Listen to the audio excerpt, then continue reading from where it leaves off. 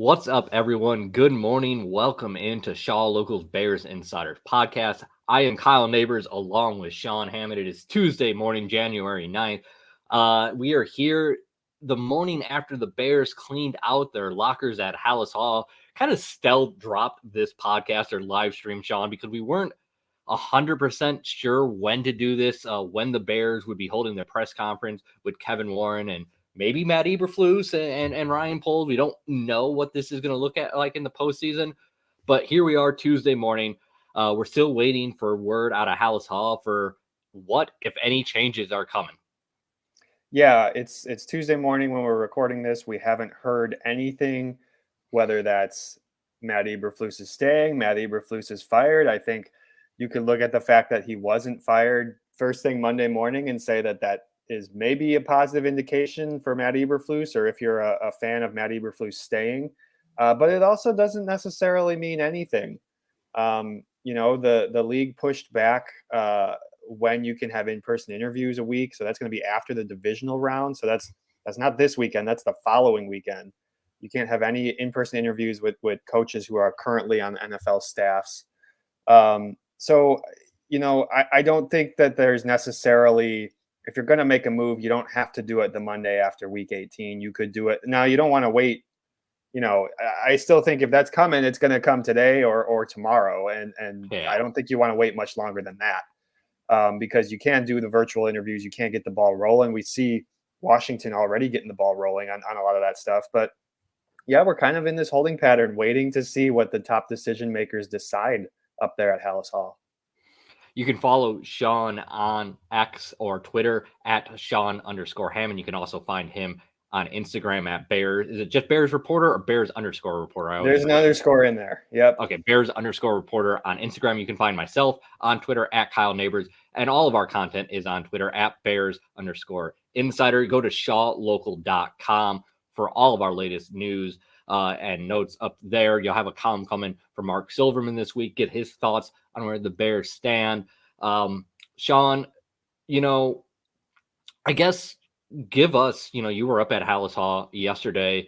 Let's start with just your, what are your thoughts where things are or where things stand with the coaching staff?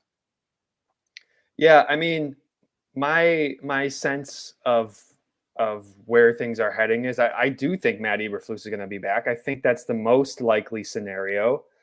I don't think that they would necessarily want to make a change unless there is a slam dunk hire out there. I know everyone's talking about Jim Harbaugh this morning and last night, of course, with Michigan winning that national championship. That maybe changes everything.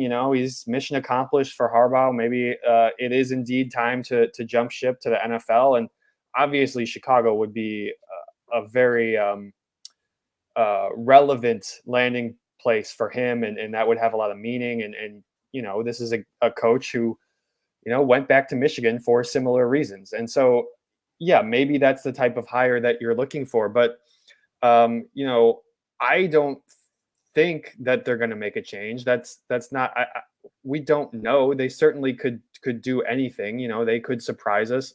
My sense of it is that Ryan Poles really likes what Matt Eberflus has done, likes the way that they sort of weathered some storms this season. I think that the conversation is different when you look at the offensive coordinator. I think that is certainly in play. If they want to keep Eberflus, they can absolutely make a move there. At the end of the day, your passing game was still one of the worst in the league. It was in 2022 with a bare bones roster, and you added DJ Moore, who had one of the best receiving seasons in Bears history, and you still ranked 27th in the league in passing. Yeah, Matt Eberflus said, I can't remember if it was post game on Sunday. I think it was yesterday, though. He admitted like they have to get better on offense. I personally, and this is just speculation, kind of building off what you said, I think Matt Eberflus is safe. I think when you look at the totality of the 2023 season, and that's what the organization is going to look at. I know Sunday sucked. The Bears did not play well against the Green Bay Packers, and that definitely is a mark against Matt Eberflus. Don't get me wrong. Again, that was a kind of bookend to the start of the season, not what the Bears wanted. But they have to look at it in the totality, right? They started 0-4. They played much better down the stretch. And you've heard Kevin Warren talk about continuity and stability being big building blocks for this organization moving forward. Yeah, so I think Matt Eberflus is safe. I do think that they're going to make a change at offensive coordinator. They just have not progressed enough. Whether you just look when you look at the raw numbers, when you look at the offense when playing against quality opponents, quality defenses throughout the season, too often it did not go well. And really, at the end of the day, when you just look at the quarterback position, whether Luke Getsy should have, I don't know what percentage you want to assign him blame for the lack of development with Justin Fields. He's the offensive coordinator. It was his job to develop Justin Fields. And you saw on Sunday, I think we went into the year, Sean, feeling like Justin Fields was the better quarterback than Jordan Love. After Sunday, there's no doubt that Jordan Love progressed further along in one season of starting than Justin Fields has in 3 seasons of starting, including 2 under Luke Getsy. It's really hard to make an argument for Luke Getsy when you put all those things together. I think that's an absolutely fair assessment of those 2 quarterback comparisons. And you know, frankly, like you look at which team, you know, I know, you know, both these teams were sort of on the rise in the second half of the year, but the Packers are the ones playing in the playoffs. They look like, with that quarterback, they look like they're the team on the rise in the NFC North. And if you're a Bears fan, that's kind of a tough pill to swallow because you thought that was going to be you this year. And look, I know they made some good strides. I'm not saying that they're not heading in the right direction, especially defensively. But yeah, they still got to figure some of this stuff out on the offensive end. They, you know, the passing game just hasn't been good enough. And look, that game on Sunday, like the offensive line had all kinds of issues. It was a bad game for the offensive line. You can't pin all this stuff on Justin, at least just looking at Sunday against the Packers, you know, and the receivers weren't open a lot of the times, and the offensive line was falling apart, and you got your quarterback getting sacked 5 times, running for his life out there. And they didn't, I think it was 40. Sorry to cut you off. Yeah, go ahead. I think they ran 46 offensive plays. They didn't attempt a pass in the third quarter. I think it was 10 run plays in the third quarter. Now a couple of those were scrambles. Yeah, I think they were called passes or yeah. He finished with 16 pass attempts in the game. That's happened too many times this season where all throughout, you know what I'm talking about? It's weird, like the way the flow of their offense just disappears in random games. I mean, I know that I shouldn't say it's not random games. It's because what defenses are doing to them. But again, that's what gets like, why does that continue to be an issue? And when you have no flow and you can't pick up first downs, you're going to have a couple of games every year where you only run like 40, 45 plays, which is what they had. They had 6 possessions in the entire game, Kyle. 3 field goals, 3 punts. That was their entire offensive day. I gotta say, every team, even the best team in the NFL, have a couple of those games a year. It's just how the NFL happens. Either a good team or even a bad team, like the Arizona Cardinals beating the Philadelphia Eagles. Although the Eagles, I don't know what the hell is going on there. But like what I'm saying is like sometimes you just have a good game plan, or a team comes in with a good game plan. Sometimes you just have an off week. You know, like things just don't look right. Like that's gonna happen a couple times a year for even good teams. The problem is it happens to the Bears like 6 or 7 times a year. Like there's just games where you just know the offense is not going to give you enough, and you're like, well, unless the Bears get a couple turnover or force a couple turnovers, maybe return one for a touchdown, they're just not winning this game. And so you look at the way this season ended, and you know those 3 road games in recent weeks against Green Bay, against Cleveland. There was another one in there that's escaping me. They scored 1 touchdown, Kyle, and it was that 1 yard drive against the Browns. That's just not good enough. You know, that's not good enough for an NFL offense. That's not going to get it done. So, you know, it wouldn't surprise me if they make a move there at the offensive coordinator spot. I know I see some folks in the comments, you know, talking about some of this big picture stuff. Jim Harbaugh was mentioned there, and Kevin Warren, and yeah, that's kind of like the wild card. I understand the argument. I understand the side of the fan base that says, okay, we've never had Kevin Warren before. This is a possibility that it changes the equation. And the thing I keep coming back to, especially when you're talking about Harbaugh, especially when you're talking about some of these coaches who are going to cost a lot of money, the thing I keep coming back to is who's paying the paycheck. Because you might have Kevin Warren wanting to be bold and do something like that, but are we going to see the McCaskies dole out the money for a coach like that, Kyle? Do you think that that's something that is really within the realm of possibility? Yeah, I think so. I don't think money is going to be a big factor in this. I think the It shouldn't McCaskies. be. It definitely shouldn't be. It shouldn't be. I think the McCaskies are hungry to win. I think the maybe hungry to win is not the right. I think they're tired of being laughed at, I guess, Yeah. or Tired of being a being doormat. yeah. So I think that money won't be a factor. I'm kind of leaning the way now where it's kind of like a Cubs situation where you're probably sticking with Matt Eberflus unless you're like maybe Jim Unless there's a Harbaugh is their slam guy. dunk. Yeah, Yeah. maybe as you were saying, like maybe Jim Harbaugh, now that he's won that title, that college title, does decide, okay, I've done everything I can at Michigan. Now it's time to go back to the NFL and try my hand there. Obviously, all the connections, like maybe that's the situation we're talking about. So maybe that like it'd be interesting to see how quickly they can move on something like that, though, right? Mm-hmm. Like, you don't want to wait, and I don't know how quickly Jim Harbaugh would want to move on something like that. Is that something is that gonna take a week or two to get settled? Like, I was thinking about this morning. I mean, if it's me, I'm going to enjoy this championship for at least yeah, a few days, right? right, and so like, how long does that take? Are you starting to lose out on top assistants at that point? So, um, it's this timeline is going to be really interesting. Mm-hmm. We still do not know, right? We have not been given a time or a date for when Kevin Warren We have is not. going to address. Okay, I didn't think so. We do expect him to speak with the media. We just don't know when. And obviously that they probably are still trying to figure out what they're going to do. I think it's just really waiting on that. And then, whether they keep Flus, whether they move on from Flus in the next day or two, I do expect we'll talk to Kevin Warren sometime this week. Yeah.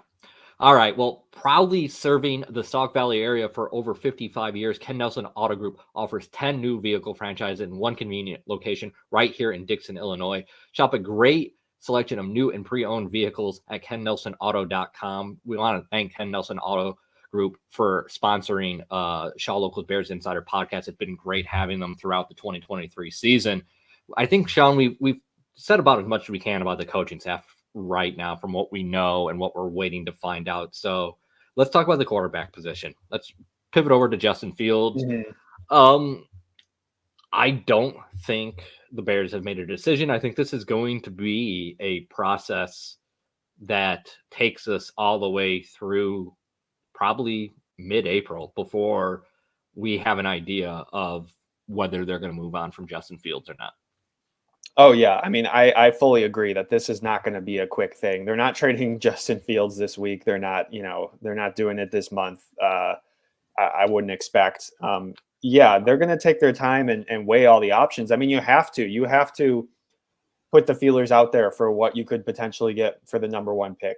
If you do want to trade down, you have to, of course, do your full evaluations of all the quarterbacks in the draft, and those things take time. And the head coach is going to matter in all this. Are you moving forward with Flus? Are you moving forward with somebody else? And certainly the offensive coordinator. Yeah, I do think this is going to take some time. Me personally, we were talking about it before the game. I'm still in that same boat where I think they're going to move on and draft a quarterback. But that's kind of taking the back seat at the moment as they sort of get their ducks in a row on the head coaching side. Yeah. Really quickly, I just thought of this. I want to throw a comment up there from Gary. But first, I got an email on Sunday morning before the game, Sean, from a Green Bay Packer fan named Jude. I want to give Jude a shout out. He apparently listens to the podcast. Says we've been kind of dissing Jordan Love all season, and he mentioned his improving passing percentage because it was something that we talked about, or his completion percentage, something we talked about last week. I'm losing my voice here, guys. And then he goes out. Jordan Love goes out 27 or 32 for 316 yards. So shout out to Jude. He was right. We were wrong. Very timely and relevant comments from Jude. Dude, I saw that and I read it and I'm like, and about halfway through that game, I'm like, Jude just slapping us around right now. He got it right.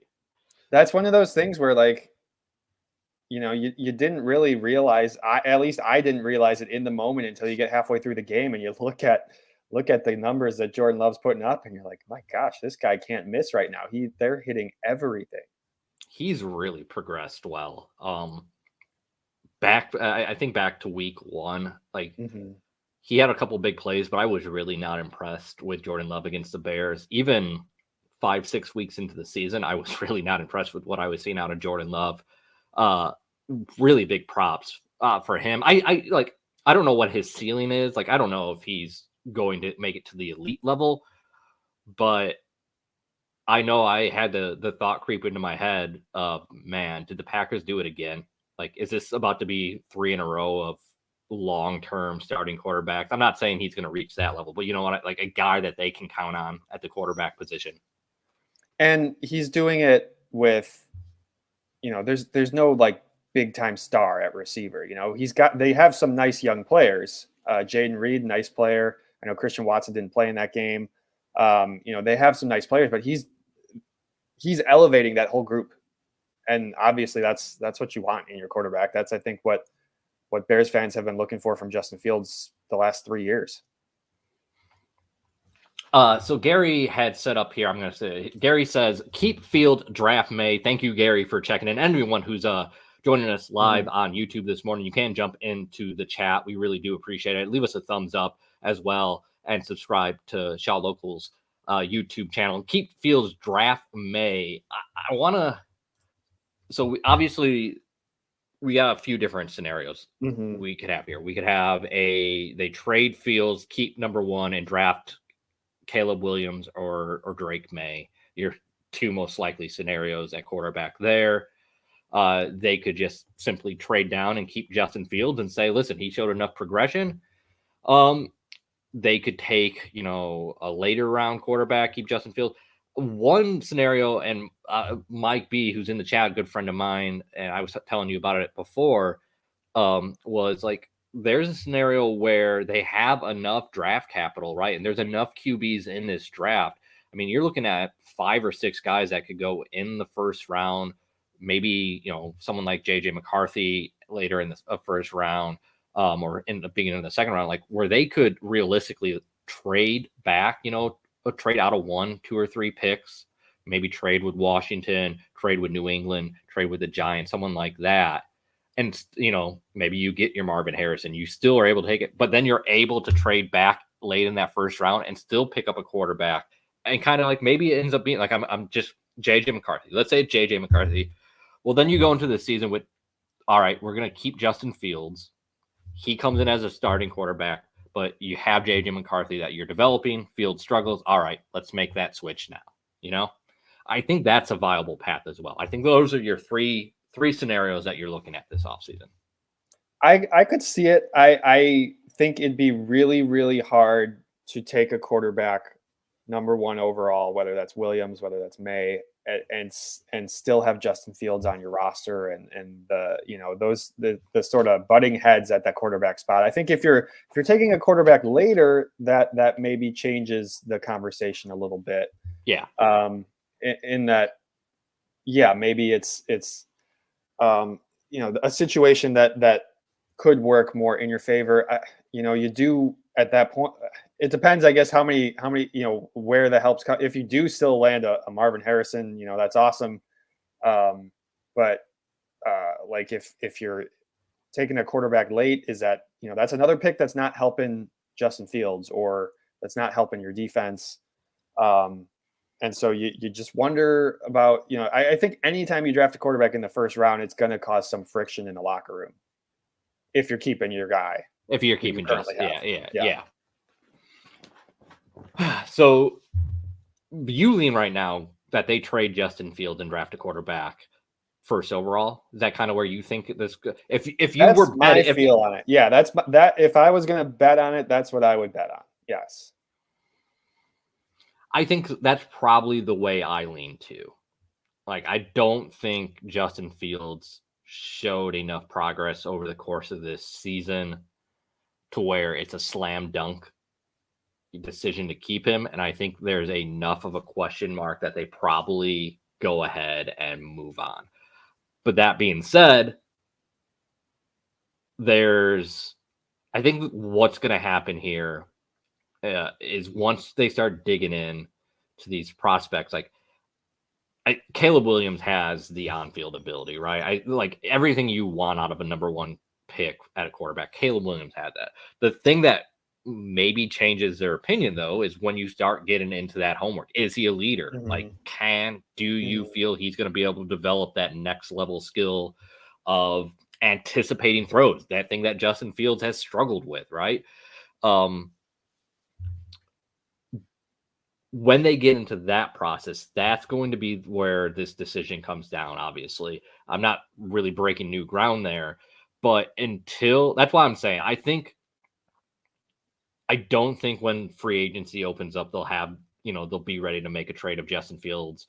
I think this is going to take a long time for them to be able to parse this out.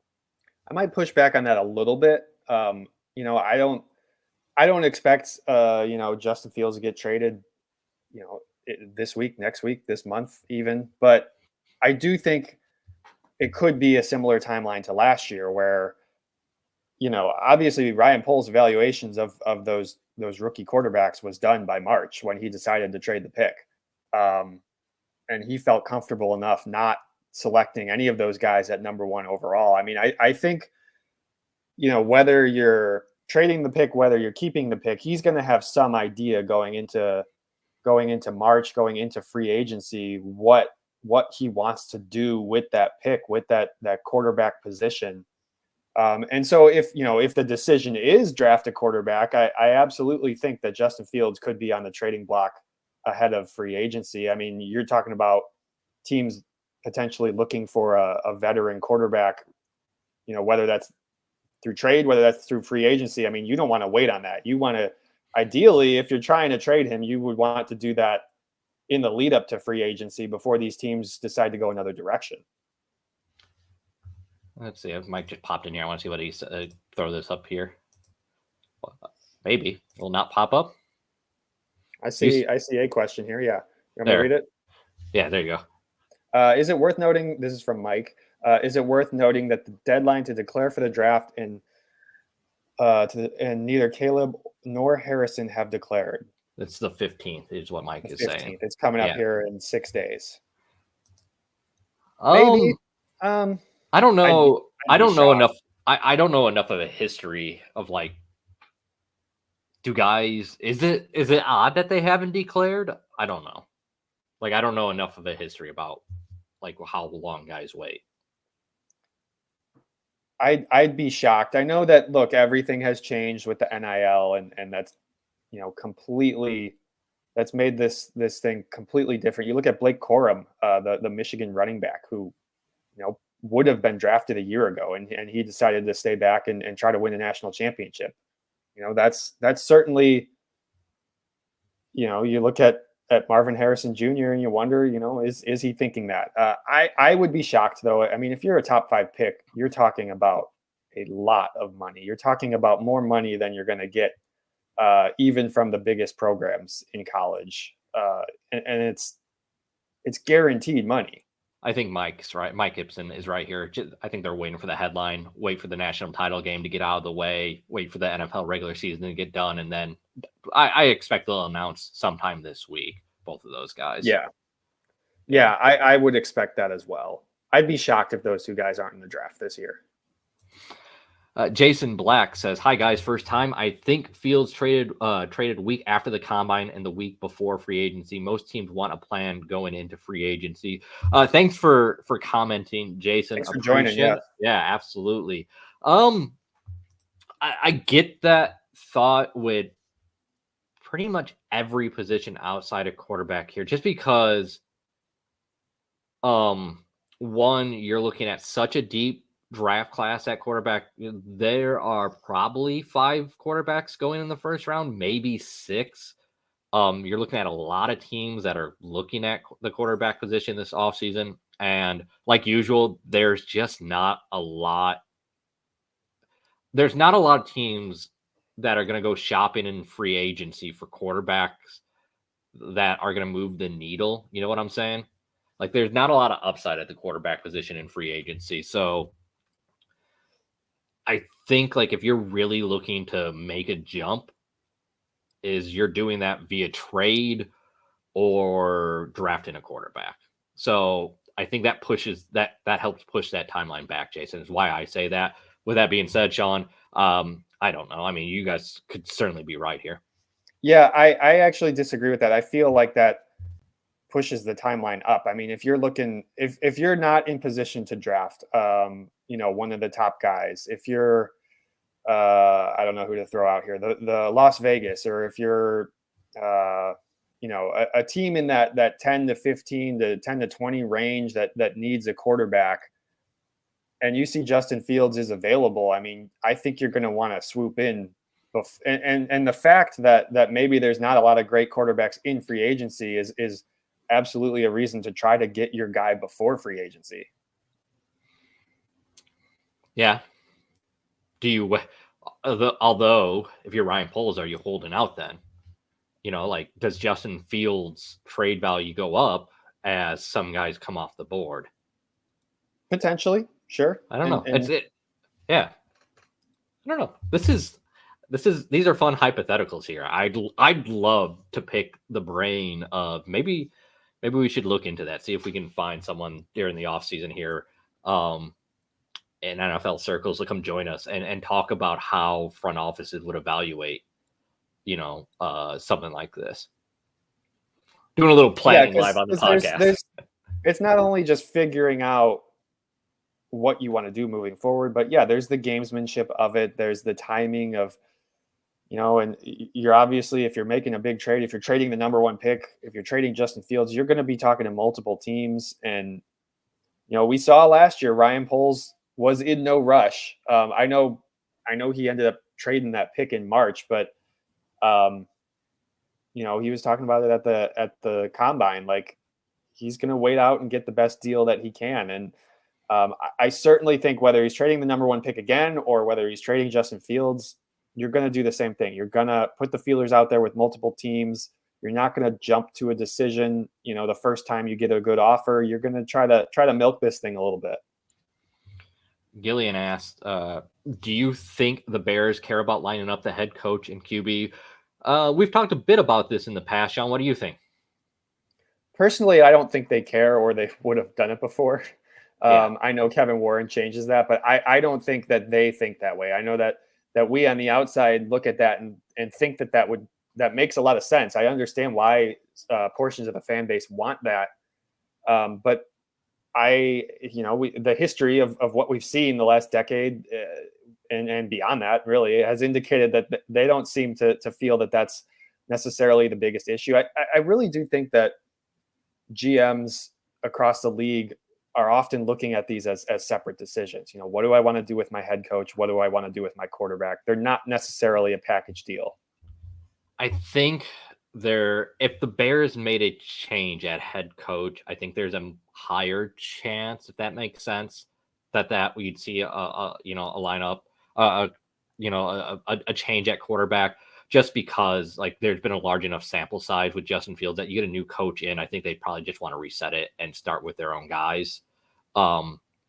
If Matt Eberflus stays, I don't think, that has really any bearing, or, like the timeline. I absolutely can see them still drafting a quarterback number 1, even if you're keeping Matt Eberflus. Yeah, absolutely. Rupp says if they trade Fields, I hope it's not to Atlanta. He'd be the best QB in the NFC South. Yeah, he Uh, would. yeah, I'd be very interested to see him with the tools that they have on offense down there in Atlanta, and hopefully they get the coaching hire right. Arthur Smith was a disaster. I think the Let's destination absolutely matters if you're talking about trading Justin. I mean, ideally AFC, and ideally, yeah, I mean, a team that has that doesn't have all the pieces quite there. And you look at that Falcons roster, yeah, they have some, three straight top 10 picks on the offensive side of the ball. They have some pieces that you look at that and say a quarterback could come in there and make a difference right away. You don't want to be sending Justin to a place like that. yeah. Pittsburgh or New England seems ideal. Yeah. Off the Send him top to of the my head. Patriots. Yeah. See if Bill Belichick wants a new project. Yeah, we don't know if Bill's sticking around, if he's though. still around. If he's Yeah. still around. All right. Let's see. We're going to keep going. Appreciate all the questions and comments Yeah, coming keep in, it guys. coming, guys. We'll keep with you guys here for another 15 minutes or so. Todd Smith says, putting you on the spot, fellas, who do you like more, Caleb Williams or Drake May? John? I'm gonna cop out here. I've spent the last 18 weeks watching NFL football. I gotta study both these guys more before I definitively say, which of these young quarterbacks I like. I'll be honest, Kyle. I don't watch a whole lot of college football during the season. I watch the tape after the NFL season's over. I'm working every Sunday. You and I are working every Sunday, and so I don't watch a whole lot of college on Saturday. Yeah, Todd, I'm gonna have to cop out and do the same. Like I've watched both of these guys, but I don't have an educated opinion yet.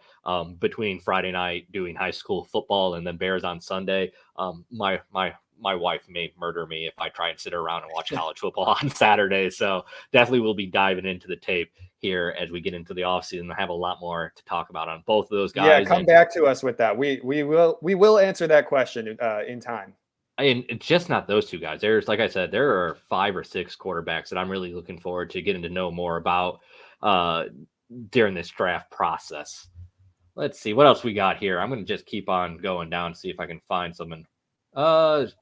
Sean, I'm trying to here. I'm going to just throw this up. Caleb just liked to tweet about Virginia's 100th birthday. So people said he wants to come here. People read too much into stupid stuff. Yeah, we're going to reach silly season really quickly. People trying to parse every bit of social media news. It is what it is. Try to, I don't know. What's the best way to approach the offseason? The best way to approach this is Caleb Williams is a 22-year-old with a Twitter account. And we all remember the old tweets that were dug up about Mitch Trubisky, back in the day. So let's just not read into some college kid's Twitter likes. Let's just not go there. He likes stuff about Justin Fields too, and I think he's been a Justin Fields fan. If I remember what I was reading around, that was a couple of weeks ago. It doesn't surprise me. He wants to come to the NFL. I don't think him liking anything about Virginia McCaskey matters what team he wants to go to.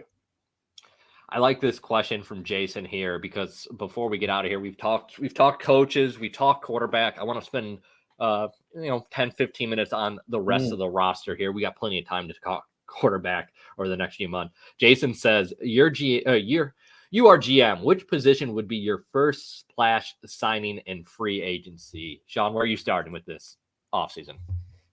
Yeah, a couple of things come to mind right away. I'm thinking center. I'm thinking wide receiver, and I'm thinking a 3 technique on the defensive side. I don't know what they're going to do with Justin Jones. He's set to be a free agent. It wouldn't surprise me if they just let him walk away. And if Javon Dexter is ready to join the starting lineup, if Zach Pickens is ready to join the starting lineup, great, that's awesome. But I think you can't have enough good guys. I think that's a spot where you could really improve what's already been a pretty good defensive line this year. Wide receiver, I want to get another guy to pair with DJ Moore. You want another high level dude. I don't know what's going to be out there in free agency. Obviously, you could look at trade possibilities. You're talking like a T. Higgins type guy, which of course would cost a lot. Although there is going to be a lot of dudes in the draft, that's looking like 5, 6 potential receivers in the first round. Yeah. And then center, I just think they got to get better at center.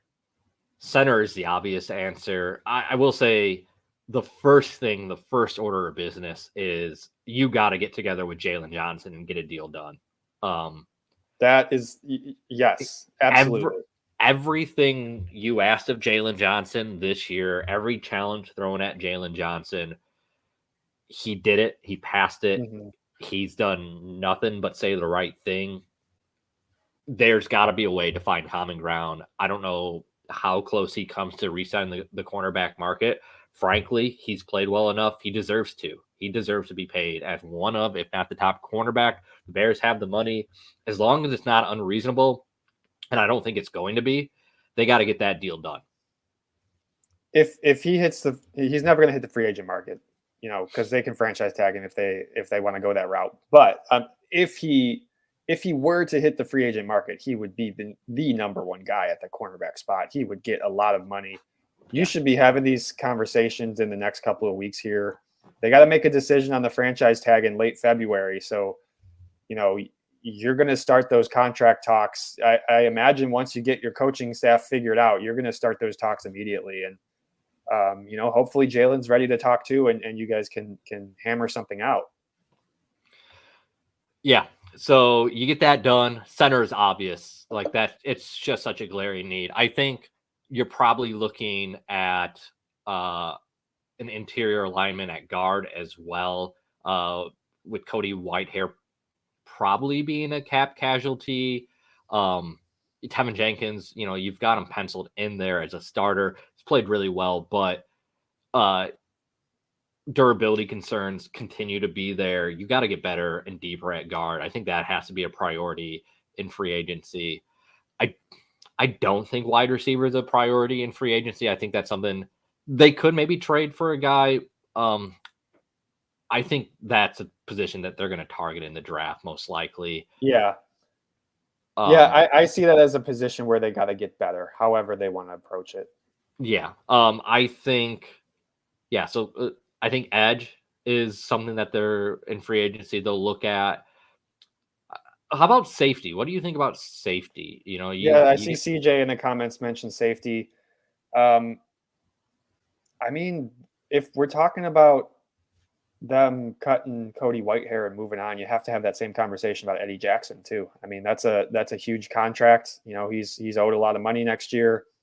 He missed a lot of time the last 2 years. And that's tough because he's like a leader of this locker room, and he's a captain. He's the guy that everybody looks to, especially on the defensive side. Really, kind of like, it's Justin and Eddie in that locker room. Those are sort of the two guys, offense, defense, that you're looking at. And I think, but it wouldn't surprise me. It wouldn't surprise me if they move on. I think there's a higher probability that Eddie Jackson is cut if they re-sign Jalen Johnson. One, because you're going to start looking.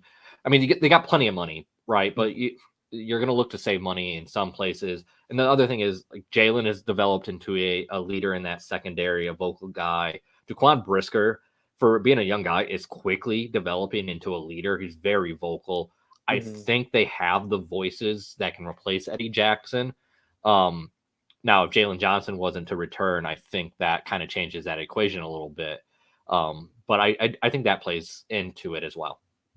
Yeah, no, that certainly does. And you don't have to make a move there. You can hope that Eddie stays healthy for one more season and stick with it. And, maybe that's what they want to do. I certainly think he's got a much better chance of staying than Cody Whitehair. I think Cody Whitehair is out of here. You're not going to pay a backup, $14 million or whatever it is. But yeah, I don't know. I mean, it's hard to say. Would you then go around and sign a safety in free agency? That's going to cost money. So I don't know. Maybe you do just stick it out with Eddie and hope he can stay healthy. I haven't looked deep enough at free agency to see what's out there. I mean, maybe you ask Eddie to restructure a contract. Maybe there is a veteran where you're looking for someone for like a year or two, which they did before they drafted Jaquan Brisker at the other safety position, where they kind of rotated through guys for a little bit.